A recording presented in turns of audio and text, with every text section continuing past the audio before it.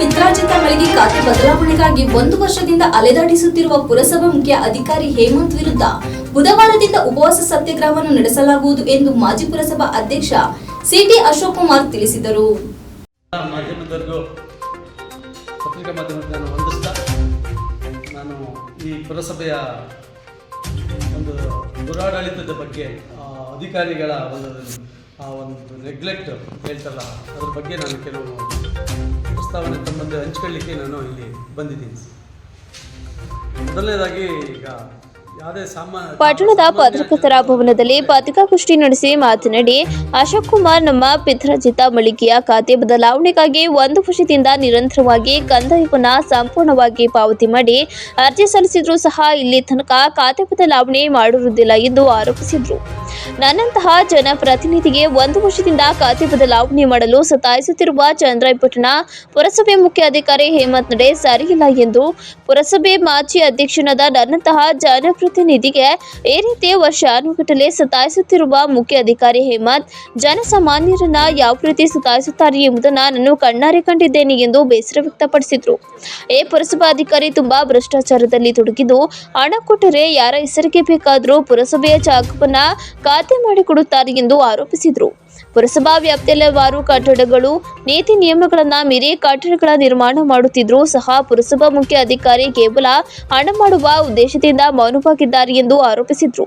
ಪುರಸಭಾ ವ್ಯಾಪ್ತಿಯಲ್ಲವಾರು ಖಾಸಗಿ ಕಟ್ಟಡಗಳಾದ Bengaluru class centre, TVS showroom ಎದುರಿನ ಹೊಸ ಬಿಲ್ಡಿಂಗ್, ಮೈಸೂರು ರಸ್ತೆಯ ರಿಲಯನ್ಸ್ ಸ್ಮಾರ್ಟ್ ಬಜಾರ್, ಬಿಜಿಎಸ್ ಕಟ್ಟಡ, ನಂದಗೋಕುಲ ಹೋಟೆಲ್, ಆರ್ಸಿ ಕ್ಲಬ್ ಸೇರಿದಂತೆ ಹಲವಾರು ಕಟ್ಟಡಗಳು ಸರ್ಕಾರದ ಆದೇಶವನ್ನು ಗಾಳಿಗೆ ತೂರಿ ಫುಟ್ಪಾತ್ ರಸ್ತೆಯನ್ನು ಒತ್ತುವರಿ ಮಾಡಿಕೊಂಡಿದ್ದರೂ ಸಹ ಇವರ ವಿರುದ್ಧ ಯಾವುದೇ ಕ್ರಮ ಕೈಗೊಳ್ಳದೆ ಮೌನವಾಗಿರುವುದು ಪುರಸಭಾ ಮುಖ್ಯ ಅಧಿಕಾರಿಯ ಭ್ರಷ್ಟಾಚಾರಕ್ಕೆ ಹಿಡಿದ ಕಾಯಕನ್ನಡಿಯಾಗಿದೆ ಎಂದರು. ಫುಟ್ಪಾತ್ ರಸ್ತೆಯ ವ್ಯಾಪಾರಿಗಳಿಗೆ ಪ್ರತ್ಯೇಕ ಜಾಗದ ವ್ಯವಸ್ಥೆಯನ್ನ ಮಾಡದೆ ನಗರದ ಪ್ರಮುಖ ರಸ್ತೆಗಳಲ್ಲಿ ಟ್ರಾಫಿಕ್ ಜಾಮ್ ಆಗಿ ಹಲವಾರು ಅಪಘಾತಗಳು ನಡೆದು ಸಾವುಗಳು ಆಗಿದ್ರೂ ಸಹ ಪುರಸಭಾ ಮುಖ್ಯ ಅಧಿಕಾರಿ ಯಾವುದೇ ಕ್ರಮ ಕೈಗೊಳ್ಳದೆ ಬೇಜವಾಬ್ದಾರಿಯಿಂದ ವರ್ತಿಸುತ್ತಿರುವುದು ಸರಿಯಲ್ಲ. ಕೂಡಲೇ ಜಿಲ್ಲಾಧಿಕಾರಿಗಳು ಪುರಸಭಾ ವ್ಯಾಪ್ತಿಯ ಸಾರ್ವಜನಿಕರ ಕುಂದುಕೊರತೆಯನ್ನು ಆಲಿಸುವ ಉದ್ದೇಶದಿಂದ ತುರ್ತು ಸಭೆಯನ್ನ ಏರ್ಪಡಿಸಬೇಕೆಂದು ಮನವಿ ಮಾಡಿದರು. ಜಿಲ್ಲಾಧಿಕಾರಿಗಳು ಅತಿ ಶೀಘ್ರದಲ್ಲೇ ಪುರಸಭಾ ವ್ಯಾಪ್ತಿಯಲ್ಲಿ ಸಭೆ ನಡೆಸಿದ್ರೆ ಈಗಿನ ಮುಖ್ಯ ಅಧಿಕಾರಿಯ ನಿಜವಾದ ಬಣ್ಣ ಬಯಲಾಗುತ್ತದೆ ಎಂದು ಹೇಳಿದರು. ಇಂತಹ ಭ್ರಷ್ಟ ಪುರಸಭೆ ಮುಖ್ಯ ಅಧಿಕಾರಿಯನ್ನ ನಾನು ಇದುವರೆಗೂ ನೋಡಿರುವುದಿಲ್ಲ ಎಂದು ಆರೋಪಿಸಿದರು. ದೊಡ್ಡ ಬಟ್ಟೆ ಅಂಗಡಿಯಲ್ಲಿ ಆಕ್ಚುಲಿ ರೆಸಿಡೆನ್ಷಿಯಲ್ ಏರಿಯಾಕ್ಕೆ ಕಮರ್ಷಿಯಲ್ ಕೊಡಂಗೂ ಇಲ್ಲ. ಅಕ್ಕಪಕ್ಕ ಮನೆಯಲ್ಲಿದ್ದಾರೆ, ಪಾಪ ಅಸಹಾಯಕರು ಅವರು. ನಾವು ಪುರಸಭೆಗೆ ಹೇಳಿದ್ದೀವಿ, ಕನ್ಸ್ಟ್ರಕ್ಷನ್ ಮಾಡ್ತಾ ಇದ್ದಾರೆ, ಪುರಸಭೆ ಅದಕ್ಕೆ ಗಮನ ಹರಿಸ್ತಾ ಇಲ್ಲ. ಅವರು ಮಾಡಿದ್ದೇ ಎಲ್ಲ 1 ಅಡಿ ಜಾಗ ಬಿಟ್ಟಿದ್ದಾರೆ ಅಷ್ಟೇ, ಸುತ್ತ 1 ಅಡಿ ಬಿಟ್ಕೊಂಡು ಇವರು 6 ಫ್ಲೋರ್ ಕಟ್ಟಿದ್ದಾರೆ. ಸಪೋಸ್ ಏನಾದರೂ ಬೆಂಕಿ ಬಿತ್ತು ಅಂದರೆ ಆಕೆ ಸುತ್ತ ಇರ್ತಕ್ಕಂಥ ಮನೆಗಳೆಲ್ಲ ಸುತ್ತ. ಅಲ್ಲಿ ಫೈರ್ ಆಫೀಸ್ ನೀವು ಇಂಜಿನ್ ಇದು ಬಂದರೂ ಲಾರಿ ಬಂದರೂ ಕೂಡ ನೀವು ಅದನ್ನು ಹೋಗ್ಸೋಕ್ಕೆ ಕಷ್ಟ. ಅದಕ್ಕೆ ಅಂತಲೇ ಒಂದು ನಿಯಮ ಇದೆ, ಫೈರ್ ಸೇಫ್ಟಿಗೆ ಒಂದು ಕೆಲವು ಪೈಪ್ಲೈನ್ ಎಲ್ಲ ಮಾಡಿಕೊಂಡು ನೀರೆಲ್ಲ ಅದಕ್ಕೆ ಸಂಪೆಲ್ಲ ಮಾಡಬೇಕು, ಕೆಲವು ನಾಮ್ಸ್ ಇದೆ. ದೊಡ್ಡ ದೊಡ್ಡ ಬಿಲ್ಡಿಂಗ್ ಅದನ್ನು ನಾವು ಮಾಡ್ತೀವಿ. ಉದಾಹರಣೆ ತೊಗೊಳ್ಳಿ, ಈಗ ಯಾವುದು ರಿಲಯನ್ಸ್ ಮಾರ್ಟ್ ಏನೋ ಮಾಡಿದಾರಲ್ಲ ಮೈಸೂರು ರೋಡಲ್ಲಿ ಸರ್, ನೋಡಿ ನೀವೇ ಅದನ್ನು ಹೋಗಿ ಎಲ್ಲಿದೆ ಅದು. ಆ ರೋಡ್ಗೆ ಅಷ್ಟು ಜನ ಮಕ್ಕಳು ಕಾಲೇಜು ಬಿಟ್ಟಂಥ ಸಂದರ್ಭದಲ್ಲಿ ಎಷ್ಟು ಮಕ್ಕಳು ರೋಡಲ್ಲಿ ಹೋಗ್ತಾರೆ. ಏನಾದರೂ ಆ್ಯಕ್ಚುಲಿ ಹೇಳಬೇಕು ಅಂತಂದರೆ ಫುಟ್ಪಾತ್ ಮೇಲೇ ಅದನ್ನು ಸ್ಟೇರ್ ಕೇಸ್ ಮಾಡ್ಕೊಂಡಿದ್ದಾರೆ ರಿಲಯನ್ಸ್. ಮತ್ತು ವೆಹಿಕಲ್ನ ತಂದು ರೋಡಿಗೆ ನಿಲ್ಲಿಸ್ಕೊಳ್ತಾರೆ, ಮಕ್ಕಳುಗಳು ಇನ್ನು ಮಧ್ಯೆ ರೋಡಲ್ಲಿ ಹೋಗ್ತಾರೆ ಕಾಲೇಜ್ ಬಿಟ್ಟಾಗ. ಅಷ್ಟು ದೊಡ್ಡ ಮಾಡಿಗೆ ವೆಹಿಕಲ್ ಪಾರ್ಕಿಂಗ್ ಇಲ್ಲ ಅಂದರೆ ಏನು ಸಮಸ್ಯೆ? ಏನು ಇವೆಲ್ಲ ಪುರಸಭೆ ಏನಾಗ್ತಾ ಇದೆ? ಎಷ್ಟೆಷ್ಟು ಬಿಲ್ಡಿಂಗ್ಗಳು ಎಲ್ಲ ಕೆಲವು ಹೆಂಗೆ ಬೇಕಂಗೆ ಕಟ್ಕೊಂಡು ರೋಡಿಗೆಲ್ಲ ಇದು ಮಾಡಿಕೊಂಡು ಯಾವುದೇ ನಿಯಮ ಇಲ್ದಲೇ ಮಾಡ್ಕೊಂಡು ಹೋಗಿದ್ದಾರೆ ಸರ್. ಮತ್ತು ಆಯಿತು, ಕುಡಿಯೋ ನೀರಿನ ಟ್ಯಾಂಕ್ಗಳು ಕ್ಲೀನ್ ಮಾಡಿಸಿದ್ದಾರೆ ಸರ್ ಮುಖ್ಯ ಅಧಿಕಾರಿಗಳು. ಹೋಗಿದ್ದಾರೆ ಒಂದು ದಿವಸ ಇಲ್ಲ, ಅದೇ ನೀರು ಪಾಚಿ ಬೇಕಾದ್ರೆ ಓವರ್ ಟ್ಯಾಂಕಲ್ಲಿ ಚೆಕ್ ಮಾಡಿ ಕಾಗೆ ನೀರು ಕುಡಿಯೋಕೆ ಹೋಗಿ ಸತ್ತು ಬಿದ್ದಿದ್ದು. ನಾನು ಅಧ್ಯಕ್ಷ ಆದಾಗ ಫಿಕ್ಸ್ ಇರೋದು ನನಗೆ ನೆನಪಿದೆ. ನಾನು ಅವುಗಳೆಲ್ಲ ಅದ್ರ ಬಗ್ಗೆ ಗಮನ ಹರಿಸಲ್ಲ ಮುಖ್ಯ ಅಧಿಕಾರಿ. ದುಡ್ಡು ಅಷ್ಟೇ, ಯಾರು ದುಡ್ಡು ಕೊಡ್ತಾರೆ ಬ್ರೋಕರ್ಗಳ ಮುಖಾಂತರ ದುಡ್ಡು ಇಸ್ಕೊಂಡು ಕೆಲಸ ಮಾಡ್ಕೊಂಡು ಹೊರಟೋಗೋದು. ಒಂದು ದಿವಸ ಬೀದಿ ಮೇಲೆ ಬಂದಿಲ್ಲ, ನೋಡಿಲ್ಲ, ಏನು ಅಂತ ಇಲ್ಲ.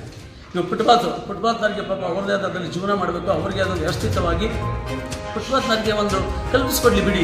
ನೀವು ಫುಟ್ಪಾತನ್ನು ಮುಂದೆ ಇಟ್ಕೊಂಡಿರ್ತಾರೆ, ಬೈಕ್ನ ತಂದು ರೋಡಿಗೆ ನಿಲ್ಸ್ಕೊತಾರೆ, ಕಾರು ಬೈಕ್ನವರು ಅಲ್ಲಿ ಅಂಗಡಿಗೆ ಏನಾದ್ರು ಪರ್ಚೇಸಿಗೆ ಹೋಗ್ಲಿಕ್ಕೆ ಎಲ್ಲಿ ಮಾಡ್ತಾರೆ, ಆಗ ಬಂದು ಗಲಾಟೆ ಮಾಡ್ತಾರೆ ಟ್ರಾಫಿಕ್ ಅವರು, ಇಲ್ಲಿ ನಿಲ್ಲಿಸಿದ್ದೀರಿ. ಅದಕ್ಕೆ ಬೇರೆ ಒಂದು ಪುರಸಭೆಯವರು ಕೂತ್ಕೊಂಡು ಡಿಸ್ಕಷನ್ ಮಾಡಿ ಒಂದು ವ್ಯವಸ್ಥಿತವಾದ ಜಾಗ ಮಾಡಿ, ವೆಹಿಕಲ್ ಪಾರ್ಕಿಂಗೇ ಮಾಡಿ, ಎಲ್ಲಿ ನಿಲ್ಲಿಸ್ಬೇಕು ಅವರು ನಿಲ್ಲಿಸ್ಬಿಟ್ಟು ಬಂದು ತಗೊಂಡೋಗ್ಲಿ ಬಿಡಿ. ಎಷ್ಟು ಜನಗಣ ದೊಡ್ಡದಿದೆ ಜಾಗ, ರೋಡ್ಗಳಂತೂ ಇಲ್ಲ.